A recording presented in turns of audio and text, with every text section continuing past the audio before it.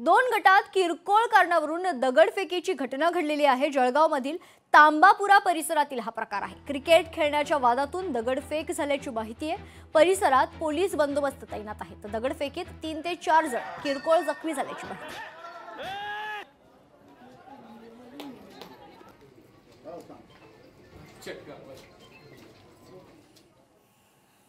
आज दुपारच्या वेळेस मेरून तलावाच्या खाली जो जेके पार्क आहे त्या ठिकाणी क्रिकेटची मॅच दर रविवारी खेळली जाते।